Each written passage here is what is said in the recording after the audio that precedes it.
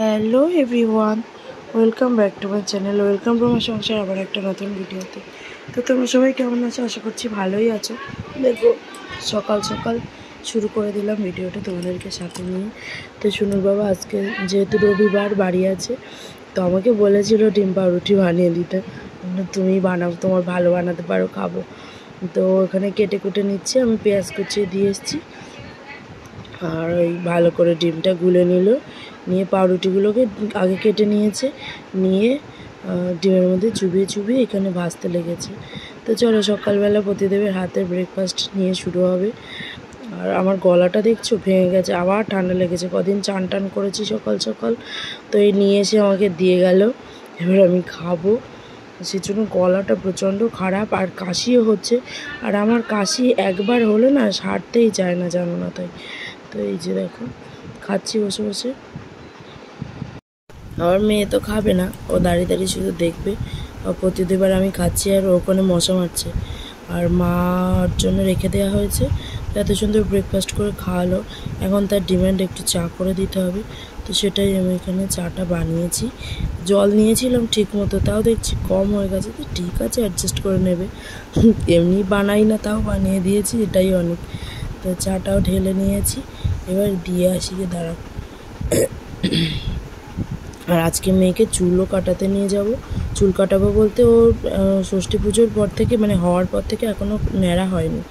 তো আজকেই প্রথম ন্যাড়া হবে। দেখো চুলগুলো কত বড় বড় হয়ে গেছে, চোখ অবধি চলে আসছে। আমি বড়ই করে রেখেছিলাম যে পুজোর সময় আর চুল বাঁধবো, সেই জন্য ন্যাড়াও করিনি, চুলও কাটিনি। এবার ফাইনালি চুলটা কাটতেই হবে। আর এদিকে 18 মাসও হয়ে গেছে, আমাদের ওরকম কোনো নিয়ম নেই। তবুও ভাবলাম যে একটু বড় হোক, মাথাটা শক্ত হোক, তারপর কেটে দেবো। তো আমরা এখন যাচ্ছি চুল কাটতে। দেখো চলেও এসেছি। আর আগে থেকে বলে রেখেছিলাম, যেহেতু আমাদের পাড়ার ছেলের দোকান, তো আগে থেকে বলা ছিল যে ফাঁকা হলে একটু জানাতে, তখন আমরা যাব। তো এই যে দেখো বসিয়ে দিয়েছে কাঠের উপর, কিন্তু উনি কি ভালোভাবে বসার বান্দা শুরু করেছে। দেখি কি অবস্থা হয়, সবটাই তোমাদের সঙ্গে শেয়ার করবো সাথে নিয়ে। তো চলো দেখতে থাকো ভিডিওটা। মনে হয় হবে না, এমনিতেই ঘ্যান ঘ্যান করে। দেখি কাকাই গল্প করছে আর চুলটা ভিজিয়ে দিল, দেখি কি হয়। মনে হচ্ছে না হবে, মাঝে মাঝে একটু মাসাজও দিচ্ছে।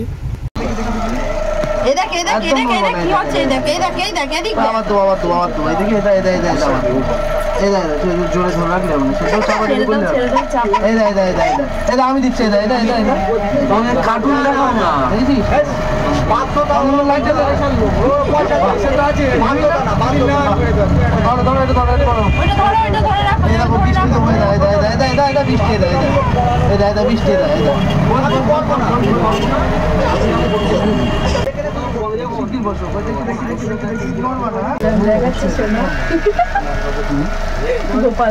ভিডিওটা আবার বন্ধ করতেছো।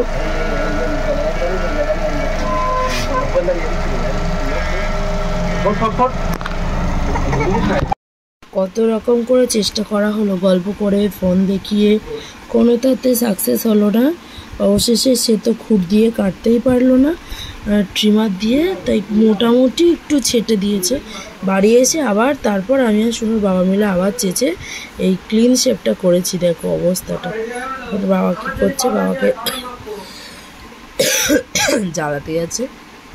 আর আমার কাশিটা দেখছো, কোনো সময় ওটা সুস্থ থাকার মতো নেই, দিচ্ছে না। তাই এই অবস্থা দেখো, এত জেদ হয়েছে বলার কথা না। ঘুম নেই, খাওয়া নেই, সবসময় কুদুমি। আর শরীর সবসময় খই খই করে আর ঘ্যান ঘ্যান ঘ্যান ঘ্যান করতেই থাকে। ঘ্যান ঘ্যান মানে খেতে চায় না, ঘুমাতে চায় না, এইসব হচ্ছে ওর দুষ্টুমি। তো জীবনের প্রথম টাক হলো। এখন তো ছোট, কিছু বলতে পারবে না। এই ভিডিওগুলো, ছবিগুলো বড় হয়ে যখন দেখবে, তখন কি এক্সপ্রেশন হয়, তখন কি বলে, তখন দেখা যাবে। এখন তো কিছুই বলতে পারছে না, মাথাটা দেখছে আয়নাতে আর বলছে যা যা। আমার মনে আছে আমি ক্লাস 7 অবধি টাকলু হয়েছি। 7-এ পড়ি যখন, তখন টাক হয়েছিলাম। তারপর থেকে আর চুল কাটা হয়নি। এখন চুল বড় রাখতেই ভালো লাগে, কিন্তু চুলের যা অবস্থা, পুরো শুকরের ল্যাজের মতো, ইচ্ছা হয় না যে আর রাখি। তো আজকের ব্লগটা এই অবধি, আবার দেখা হবে নতুন একটা ভিডিওর সঙ্গে। ততক্ষণ তোমরা সবাই ভালো থেকো, সুস্থ থেকো, আর আমাকে এইভাবে সাপোর্ট করতে থাকো। আর আজকে দুপুরে আমাদের কী কী রান্না হয়েছিল তোমাদের সঙ্গে তো শেয়ার করা হয়নি, দাঁড়াও শেয়ার করি। উচ্ছে আলু ভাজা, কচুর পাতার শাক, আর হচ্ছে জাপানি পুঁটি দিয়ে কাঁচকলা আলু দিয়ে ঝোল। তো এইগুলোই রান্না হয়েছে। আর আজকে আমাদের বসিরহাটে রামনবমীর বিশাল বড় র্যালি বেরিয়েছে।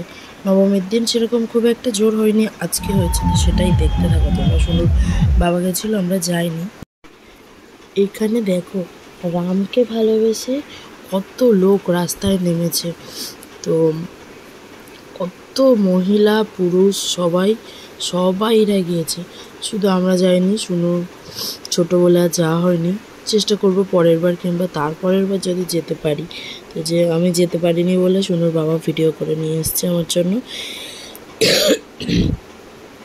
কাচবো না ভয়েস ওভার দেবো না এডিট করবো। দেখো রাম ঠাকুরের ছবিও, একটা মূর্তিও নিয়ে বেরিয়েছে। খুব আনন্দ হয়েছে। এটা তো ছিল সবে শুরুটা, এবার আস্তে আস্তে দেখতে থাকো তোমরা, পুরোটা দেখতে পাবে কি অবস্থা।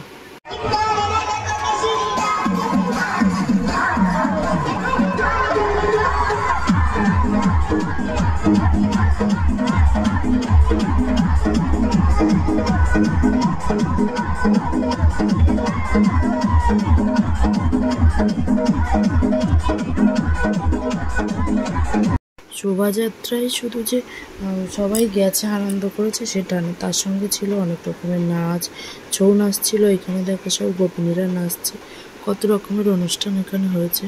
আমরা সবটাই মিস করলাম, ফোন দিয়েই দেখতে হচ্ছে, সামনাসামনি কিছু দেখতে পারলাম না। ঠিক আছে, এটাই অনেক।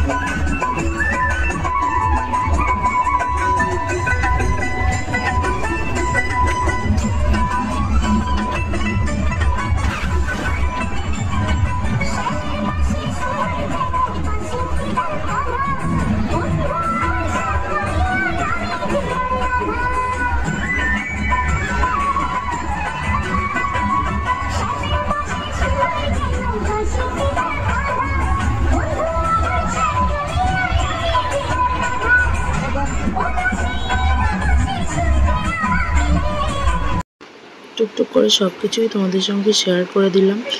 দেখো, আর আজকের ভিডিওটা কেমন লাগলো অবশ্যই জানাবে।